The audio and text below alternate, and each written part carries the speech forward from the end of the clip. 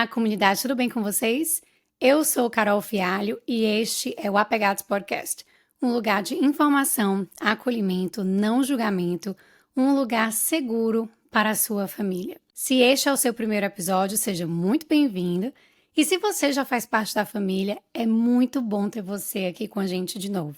Se você não só faz parte da família, como também colabora com os futuros episódios do Apegados, nos ajuda a manter o Apegados no ar através do apoia.se/apegados.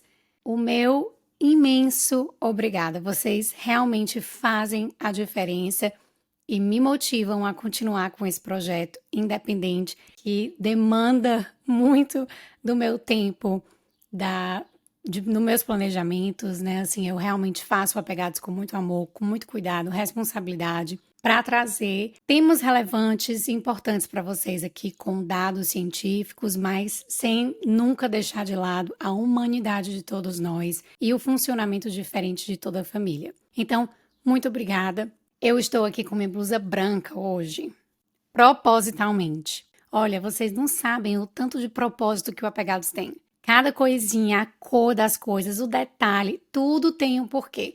E a minha blusa branca hoje é para trazer uma sensação de paz. Vamos conversar aqui com calma, em paz, né? Não estou levantando nenhuma bandeira vermelha de SOS.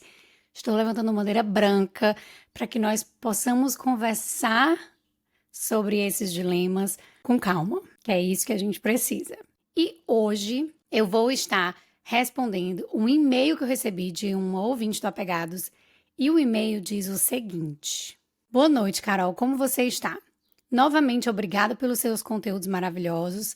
Ando um pouco fora dos episódios, mas sempre que posso ouvir, me trazem conforto e esclarecimento. Escrevo para pedir ajuda. Estou com um bebê de 20 dias. Meu filho mais velho acabou de completar 2 anos. Reagiu bem com a chegada da irmã, tem sido carinhoso com ela, aponta os pezinhos e mãozinhas pequenos e quer fazer carinho. Porém, começou com comportamentos bem mais desafiadores, principalmente comigo. Tento dar o máximo de atenção para ele, fazer atividades só com ele, porém, o horário de dormir está delicado. Coincide de ser um período que a bebê demanda de mim e meu marido acaba perdendo a paciência com o nosso filho. Meu marido é super participativo em casa e na criação. Brinca e tem ótimo relacionamento com o nosso filho, mas ele tem um temperamento nervoso/explosivo. Xinga, manda merda, PQP, tanto a mim, na frente do nosso filho, quanto a ele, ao filho, né, no caso, que ainda é um bebê. Peço para ele ter calma, baixar o tom de voz, etc., porém isso só o faz explodir ainda mais. Como posso melhorar a situação? Isso me entristece tanto. Não é uma reação exclusiva às birras, mas como faço para ajudar um adulto a mudar o comportamento? Temo também pela forma como meu filho vai aprender a lidar com a frustração, vendo o pai dessa maneira. Desde já, obrigada. E aí, assim, gente, vamos respirar fundo antes de mais nada, né? E eu queria dizer para você, querido ouvinte que está nos ouvindo agora, primeiramente que você se sinta muito abraçada pela nossa comunidade. Eu só posso imaginar como você deve estar se sentindo agora e se sentir no final de todo o dia, né? Tentando dar conta de tudo, passando pelo puerpério e ainda pensando em como você pode ajudar o seu marido a lidar melhor com as frustrações dele. Então, assim, tem muito acontecendo para você. Sinta-se muito acolhida por nós e obrigada por nos confiar a sua situação, esse seu dilema, que eu acredito que não é individual, que é muito, muito mais coletivo do que a gente imagina. E existem alguns episódios, antes de eu entrar nesse episódio, que podem conversar com o tema da chegada do novo irmãozinho. Nós temos um episódio desse no Apegados, como preparar o filho para a chegada do irmãozinho. Nós temos outro também que eu acho que é muito importante em relação a esse tema, falando sobre a masculinidade tóxica. regulação emocional, dentre outros, né? Mas esses 3 são os que vêm agora na minha cabeça, que eu acho que podem servir de material importante aí para uma futura reflexão, futuras reflexões. Também tem um que fala sobre violência doméstica, que talvez seja importante ouvir, uma conversa com 2 advogadas. Tendo dito isso, eu quero começar o episódio falando com você, com quem me escreveu essa carta, né? E te fazer algumas perguntas. Você tem ajuda em casa?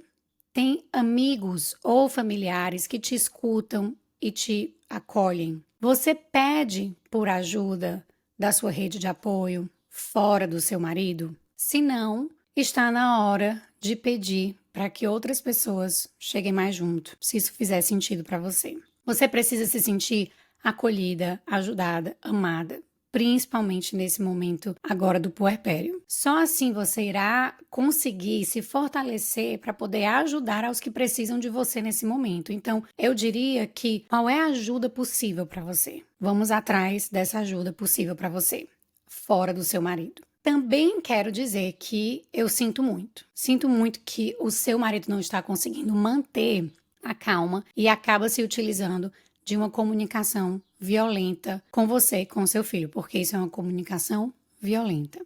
Essa situação, de fato, está aí longe de ser o ideal, tanto para você quanto para o seu filho, para todos os envolvidos nessa história, né? A chegada de um segundo filho, assim como a chegada do primeiro, muda muito a dinâmica da casa, da família como um todo, e passar por isso, tendo um outro filho pequeno, é ainda mais desafiador. Ainda mais se esse filho pequeno está nessa fase dos 2 anos, que conhecidamente aí os Terrible Twos, que existem muitos aspectos desafiadores nesse momento do desenvolvimento. Eu não sei se o seu marido escuta o Apegados, mas talvez seria uma boa ideia pedir para que ele escute alguns episódios, como o da regulação emocional, que eu disse, da masculinidade tóxica, o de como lidar com as birras, só para ele poder entender um pouco mais o que é que está acontecendo no desenvolvimento do seu filho. De repente, isso dá mais empatia para reagir com o seu pequeno. O que é que está acontecendo nesse momento? Porque é um momento de transição intensa, transformação na sua família. É um novo bebê, é uma atenção dividida, provavelmente um sono desregulado ou privação de sono mesmo, o que leva a um cansaço extremo, tanto em você quanto em seu marido, né? Então, assim, tudo isso dificulta muito a regulação emocional. Pelo que você me disse, parece que não é algo específico desse momento atual. E aí a gente deixa isso, sustenta isso aqui do ladinho.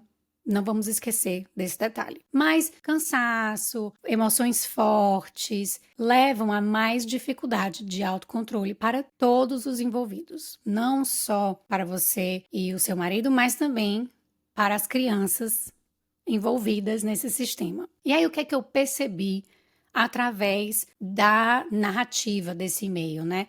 É que o comportamento desse marido não é sobre talvez falta de amor ou falta de intenção. Às vezes ele realmente está bem intencionado, ele quer estar ali, quer fazer diferente, está realmente lutando para poder ser um pai de repente que ele não teve, por exemplo. Isso eu estou só usando hipoteticamente através do que foi lido, né? Mas não é falta de amor ou falta de intenção. Muitas vezes realmente é falta de recursos emocionais para lidar com a própria frustração. Isso eu não estou de maneira alguma justificando violência verbal, mas é um ponto importante para que nos ajuda a entender e pensar em soluções. Mas a verdade é que nós temos aqui uma amostra de um problema social clássico. Os homens, os nossos meninos, não são educados para compreender sobre suas emoções, compreender e falar sobre suas emoções. A única emoção permitida a eles muitas vezes é a raiva. E eu falei um pouco sobre isso, na verdade muito sobre isso, no episódio Precisamos Falar sobre a Série Adolescência, porque é uma crítica social a essa masculinidade tóxica. E eu falo um pouquinho, desmembro um pouquinho como, dentro dessa sociedade patriarcal que nós vivemos e machista, a raiva ela é a única emoção apropriada para os homens. Mostra virilidade, masculinidade, força, é o que está à frente da família. Ternura, carinho, amor, dividir suas emoções, inclusive nomear suas emoções, falar sobre as emoções, muitas vezes é visto como marica, frágil, não tem como liderar uma família. E isso é muito grave. O homem, ele demonstra a raiva para mostrar que é masculino, é forte, é provedor. Mas, na verdade, é que eles são completamente analfabetos no quesito emocional. Essa é a verdade. E a anatomia da emoção da raiva nos mostra que ela é uma emoção secundária. Ela normalmente está mascarando algo muito mais profundo, que está por detrás dela. Na verdade, quando explodimos, e aí aqui eu vou dar o exemplo de explodir, por exemplo, com o nosso filho na hora de dormir, essa explosão ela está pouco relacionada com o evento em si. Ou seja, não é sobre o meu filho. O evento ele é apenas um catalisador. Na verdade, é que esse pai está respondendo a uma outra coisa. E aí, o que é essa outra coisa? É a pressão do trabalho, é a forma como ele foi parentado e ele está apenas reproduzindo esses modelos, raiva do pai por nunca ter o colocado para dormir, raiva da falta de um pai amoroso. E, de novo, isso eu estou só soltando aqui para que vocês entendam a ideia, né? São reflexões importantes. Mas é para vocês também perceberem que raramente estamos respondendo ao evento em si quando explodimos. Não é sobre o meu filho, aquele comportamento, porque quando a gente olha nos frigir dos ovos faz sentido. É muito mais sobre mim. O que é que está acontecendo no meu mundo interno? Por que eu não estou conseguindo sustentar as minhas emoções no final do dia, nesse momento? O que é que está acontecendo? O que é que eu tive que lidar durante o dia, por exemplo, e agora está saindo na minha relação com o meu filho? Então, essa é uma reflexão muito importante a se fazer. É muito mais sobre a história que estamos construindo ou lembrando internamente do que o evento em si. E aí, dessa forma, se faz muito necessário que a gente possa desenvolver a capacidade de dar um passo para trás, para respirar, esperar assim os primeiros 15 a 20 segundos após uma resposta de adrenalina muito forte no nosso cérebro. O nosso córtex pré-frontal, ele não funciona muito bem. E ele está envolvido em decisões contextuais, complexas, ponderação, elaboração de estratégias claras, né, e racionais sobre o que é que precisamos fazer sobre isso. Então, basicamente, quando esse pico de estresse é muito acionado no nosso cérebro, a amígdala vai lá e pum, manda esse sinal, o nosso córtex pré-frontal ele fica basicamente desligado por volta aí de 15 a 20 segundos. Se você consegue sustentar 20 segundos depois do seu pico de raiva em relação ao comportamento do seu filho, você terá uma chance muito maior de não fazer besteira. Se toda noite já se espera a dificuldade na hora de dormir, o adulto precisa reorganizar as suas expectativas e trabalhar de forma proativa para resolver o problema. É resolver o problema antes do problema acontecer. Então, se você sabe que toda noite isso está acontecendo, toda noite você parece perder a cabeça, epa, pera lá, o que é que está acontecendo? O adulto precisa entender. Como que eu vou resolver isso daqui? Vamos pensar isso num ambiente de trabalho, por exemplo, seria inadmissível. Todo dia você cometeu o mesmo erro, seu chefe vai chegar para você e dizer, cara, peraí, ontem foi a mesma coisa, hoje de novo, não tem condições. Então, é entender, se todo dia isso está acontecendo, o que é que eu posso fazer para prevenir que eu perca minha cabeça e que eu use uma comunicação extremamente violenta com as pessoas que, teoricamente, eu mais amo nesse mundo. Se esse pai conseguir fazer desse momento um espaço de conexão, de leitura, de dar risadas juntos, contando sobre os eventos do dia, falando sobre a rotina da noite, né? Enfim, ele pode mudar toda a energia desse momento. Só que o que é que isso demanda? Decisão. Decisão do adulto envolvido. E a gente vai falar sobre isso um pouquinho depois. Você também pode preparar o seu filho, antecipando para ele, né, falando que a hora de dormir está chegando e que você vai precisar ficar com o bebê, mas que assim que você terminar, você vai passar no quartinho dele, vai dar um beijinho nele. Quando você estiver amamentando o bebê, se o seu filho chegar próximo e ficar super desafiador, tem uma estratégia que funciona maravilhas, que é você começa a falar com o bebê sobre o filho mais velho e dizer, eu vou dar um exemplo, né? O bebê se chama Sofia e a criança mais velha se chama Lucas. Então eu diria, o Lucas tá pintando e bordando no quarto, sendo super desafiador, então eu tô aqui com o neném Sofia, eu digo, neném Sofia, teu irmãozinho tá aqui e eu tenho que te falar, como tu tem um irmãozinho legal. O Lucas é um menino tão maravilhoso. Ele adora futebol. Tu vai ver como ele vai jogar futebol contigo todo dia. Ele gosta de carrinho. Ele tem uma marquinha na perninha dele que eu adoro dar um beijinho. Ele é corajoso. Ele é super inteligente. Outro dia ele me disse uma coisa que ficou marcada na minha cabeça. Ele me ajudou a resolver um problema e eu fiquei tão agradecida. Nossa, ele é muito esperto. Então você começa a falar do filho mais velho para o neném, falando de todos os aspectos positivos do seu filho mais velho, para ele ouvir assim nessa terceira pessoa mesmo, né? Você não está falando diretamente para ele. Isso tende a funcionar super com a criança. A criança, o mais velho que está ali, vai se sentir importante, vai se sentir amado, mesmo naquele momento de, entre aspas, aí, desconexão, você está tornando isso um momento de conexão da maneira como você pode. E você pode continuar dizendo que você sabe que ele fica chateado e triste quando você não tá lá, mas que agora o neném precisa e que já já tudo volta ao normal, né? Assim, já já tudo vai ficar bem. Também prepara esse filho mais velho para esse momento. Prepara ele, escuta ele, vê se ele precisa verbalizar com você alguma coisa em relação às interações que ele tem com o pai. É importante abrir espaço para esse filho mais velho poder falar sobre isso também com você, dentro de uma relação segura. E aqui se faz necessário, gente, endereçar uma questão super importante, que é priorizar a segurança emocional, física também, claro, né? Mas física e emocional dos nossos filhos. Então, procure conversar com ele e entender se ele se sente ameaçado por esse pai. Nomeie que a criança vê. Não bote para debaixo do tapete. Não amenize, diga, o papai fica bravo, né, filho? Ele diz essas coisas. Mas gritar não é uma boa escolha.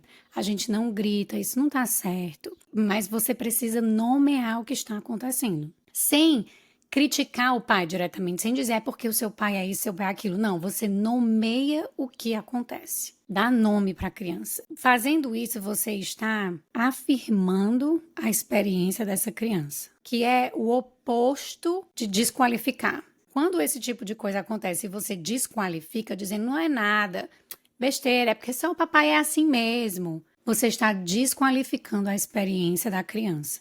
Quando você diz, essas palavras elas podem assustar a gente, né? Esse tom de voz pode assustar a gente. A mamãe tá aqui com você. Então, dessa forma você vai estar afirmando a experiência do seu filho. E isso dá segurança emocional. Mostrar que existem outras formas de lidar com uma raiva, como por exemplo, porque ele esqueceu de respirar fundo e não conseguiu se acalmar. Valide a experiência da criança. Você deve ter ficado assustado, né, meu amor? Eu entendo você. A mamãe está aqui com você. E reforce sempre que possível que aqui, na nossa casa, a gente aprende a falar com respeito, mesmo quando estamos bravos. Pesquisas mostram que ter um apego seguro com um cuidador já é suficiente para elevar o sistema imunológico emocional das crianças. Recentemente, eu também entrei em contato com uma pesquisa sobre a ciência do apego, que hoje nós temos mais dados em relação ao sistema de apegos com o pai e a mãe, que outrora a gente tinha mais dados realmente só em relação ao apego materno, mas nós vemos que crianças que desenvolvem um apego seguro com os dois pais,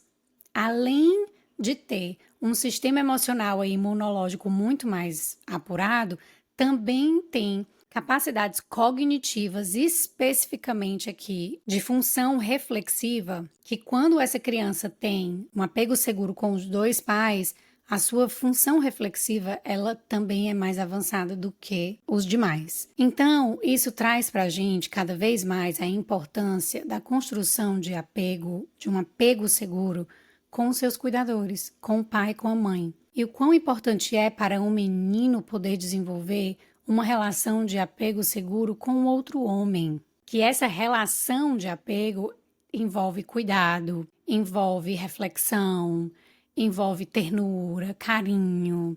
É muito importante os nossos meninos poderem ter esse exemplo também de cuidado. Então, quando uma parte desse quebra-cabeça aí está um pouco fora do lugar, não é de se desesperar, porque se ele tem um apego seguro com você, isso já é muito importante. Mas é importante entender que nós adultos precisamos proteger os nossos filhos e desta forma talvez evitar que ele presencie brigas entre você e o seu marido, evitar que ele presencie situações de violência verbal, é importantíssimo, né? Se for necessário pedir ajuda para alguém de sua confiança. E aí, como que você pode apoiar o seu parceiro na mudança? Que foi a sua maior pergunta nesse e-mail. E em relação a ajudar o seu marido, é fundamental começar dizendo que mudanças profundas não acontecem porque alguém pediu com jeitinho. É preciso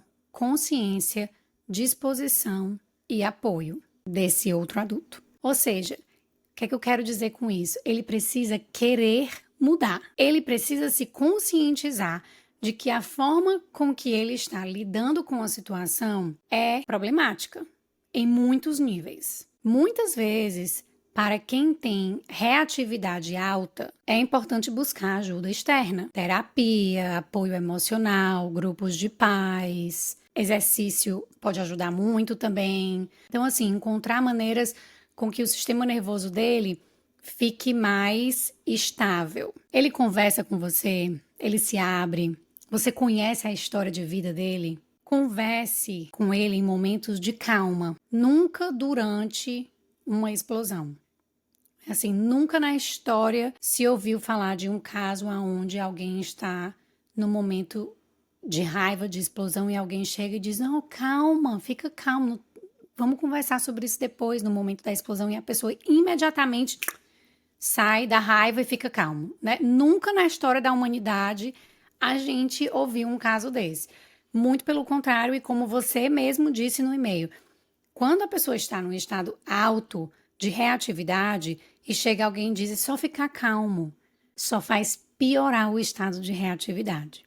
Porque é desafirmação do que se está vivendo, né? Então, no momento da explosão não é o momento de conversar. Você precisa esperar a poeira baixar, os ânimos baixarem, o cérebro está muito mais equilibrado, quimicamente falando, para ter uma conversa. E aí essa conversa, eu vou dar algumas dicas do passo a passo da comunicação não violenta. Essa conversa, ela precisa ser na primeira pessoa, que é, eu me sinto muito triste quando vejo o nosso filho assustado. 3 pontinhos. Focar em como a mudança é necessária para o bem-estar da criança, da família, da relação dessa família. E não como uma acusação. Apontar dedo. Você fez isso! Não. É focar em como essa mudança ela é extremamente necessária para o bem-estar da família, do time, porque somos um time, né? A família é um time. E aí sugerir ferramentas de regulação emocional. Respirar fundo, pausas, sair do ambiente por alguns minutos se for necessário. E, se for necessário também, estabelecer limites claros, como eu não vou aceitar xingamentos. Se precisar, podemos fazer pausas para cuidar das emoções, mas de me mandar ir a merda, né, falar PQP, não. Para mim, não. Resolva aí, se você precisar, ir pro banheiro, se acalmar, ficar longe um pouquinho, depois você volta mais calmo para participar, mas assim, poder estabelecer esse limite um pouco mais claro, poder verbalizar isso. E aí, se você não se sentir segura para ter essa conversa, isso já é uma informação muito importante. Talvez o problema seja mais sério. E aí eu vou lembrar aqui para vocês dos 4 passos da comunicação não violenta. Que o primeiro é observar sem julgar, ou seja, você descreve a situação de forma neutra, como se fosse uma câmera ali filmando, né? Sem adicionar interpretações críticas ou julgamentos. Você diz: quando você levanta a voz durante a conversa e manda o nosso filho ir à merda, esse é o primeiro ponto. Segundo ponto é expressar sentimentos. Você fala como você se sente em relação ao que aconteceu, sem também acusar o outro. Você diz, continuando, né? Quando eu vejo você levantar a voz do nosso filho e o mandar a merda, eu me sinto triste e assustada. Primeira pessoa. Terceiro ponto é identificar necessidades. Aí você diz qual é a necessidade sua que não está sendo atendida. Então, vamos lá, voltar. Quando eu vejo você gritando com o nosso filho e o mandando ir à merda, eu me sinto assustada, triste e assustada. Eu preciso de segurança e respeito nos nossos diálogos. E aí o quarto ponto da comunicação não violenta é fazer um pedido concreto. Pedir de forma clara e específica uma ação que pode atender à sua necessidade. Vamos lá para os pontos de novo. Quando eu vejo você gritando com o nosso filho e o mandando ir à merda, eu me sinto triste e assustada. Eu preciso de segurança e respeito nos nossos diálogos. Você pode falar comigo em um tom mais calmo quando estiver irritado? Esses são os 4 pontos. E aí, quando ele devolver, você também escuta.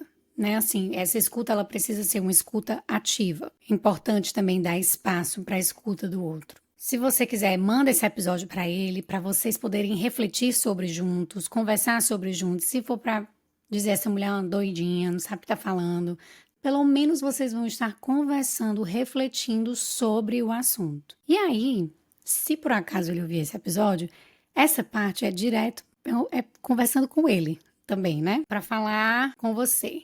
Oi, tudo bem? Tudo certo? Claramente não, né? Mas você tem alguma noção do mal que você pode estar causando aos que você mais ama? Gritar com sua esposa e seu filho dessa maneira é violento. Isso pode estar causando no seu filho um nível de desconforto emocional grave que pode ter reflexos importantes no desenvolvimento dele. Negativos. Muita insegurança. O sistema psíquico do seu filho ainda é muito primitivo. E parte disso faz com que ele seja muito egocêntrico. Porque as crianças pequenas, elas precisam ser egocêntricas para sobreviver. Isso não é um sinal de que seu filho é um menino ruim, e sim de que ele é um menino normal. A má notícia é que, devido a essa função psíquica egocêntrica, primitiva, que todos nós temos quando somos muito pequenos ainda, quando ele vê você gritando com ele ou com a mãe dele, ele automaticamente pensa que a culpa é dele, que tem algo errado com ele. Quando, na verdade, é apenas você que não está conseguindo lidar, controlar a sua raiva ou frustração e desconta no seu filho o seu cansaço. Isso pode gerar problemas mais graves no futuro, tanto na sua relação com ele, mas principalmente na relação dele com ele mesmo e com as mulheres que farão parte da vida dele no futuro. Ele pode deixar de gostar de si mesmo. Seu nível de autoconfiança e autocompetência podem se deteriorar, porque ele pensa que ele está fazendo mal a quem ele mais ama, que são seus pais, que é você, que é a sua esposa. O que é triste de pensar, porque nós adultos é que devemos proteger as nossas crianças e não o contrário. E aí eu quero acreditar, e eu acredito que você deseja o melhor para sua família, para o seu filho. Seu filho está te dando uma chance de poder ser o pai que você gostaria de ter tido quando você era uma criança. Quebrar ciclos de violência intrafamiliar não é fácil, mas é possível e vale muito a pena. Confia em mim. Você pode estar se perguntando por que confiar em você. Quem é você? Porque eu deveria confiar. Tudo bem, né? A gente não se conhece mesmo. Mas eu te convido a tentar. Você topa? Eu também não sou uma pessoa calma. Por natureza, meu temperamento também era muito explosivo. E a minha filha me mostrou que pode ser completamente diferente. E hoje, raramente, eu me pego com comportamentos violentos. Acontece. ainda acontece uma comunicação mais agressiva, mais violenta. Só que a diferença é que eu percebo muito mais rápido, eu volto atrás e eu reparo. Você pode reparar também com a sua esposa, com o seu filho. Você topa tentar? Precisamos, assim, de 4 semanas para começar a desenvolver um novo circuito neuronal, novos hábitos. Não é fácil. Escuta aí os episódios do Apegados que eu indiquei no início. E se quiser também ouvir os outros, pode ouvir. Tem muita coisa boa aqui voltado para a idade do seu filho. O episódio A Ferramenta Mais Poderosa do Parentar fala especificamente sobre reparação. Porque nós erramos com os nossos filhos o tempo inteiro, tá tudo certo, isso faz parte. Mas sempre temos a chance de voltar atrás e reparar. Esse é um bom ponto de partida. Quando nós machucamos o outro, principalmente quando esse outro é alguém que nós amamos muito, nós também nos machucamos. Então, eu apenas posso pensar que você também está se sentindo machucado. Conversa sobre isso. Cuidar das emoções dos nossos filhos começa pela coragem de olhar para as nossas próprias emoções e pelo compromisso de construir juntos um novo caminho. Eu espero que tenham colaborado. Me mandem notícias. Também tenho, no episódio da regulação emocional, eu falo sobre uma respiração específica que pode ajudar muito, mas basicamente você inspira por 3 segundos e você expira o dobro do que você inspirou. Então, se você faz uma inspiração de 3 segundos, você expira por 6. Se você inspira por 4, você expira por 8. Essa é a maneira mais eficaz, é barata, é de graça, mas é a maneira mais eficaz que nós temos de acalmar o nosso sistema nervoso, ativando aí o nosso sistema parasimpático. Então, pratica respiração, resolução de problemas, conversas não violentas. E é isso. Muito obrigada por estarem aqui comigo mais uma vez. Eu espero que tenha contribuído. E para você que é a pessoa que ainda se pega reproduzindo ciclos de violência intrafamiliar, você não está sozinho. Tem muita gente dentro desse movimento da parentalidade respeitosa, dentro dessa comunidade que também está lutando para sair desses ciclos de violência. A pessoa que vos fala é uma delas. E a gente pode realmente mudar os nossos circuitos, a gente pode realmente mudar as nossas respostas automáticas. Mas demanda olhar para si, demanda desconforto e principalmente demanda decisão. É isso, gente.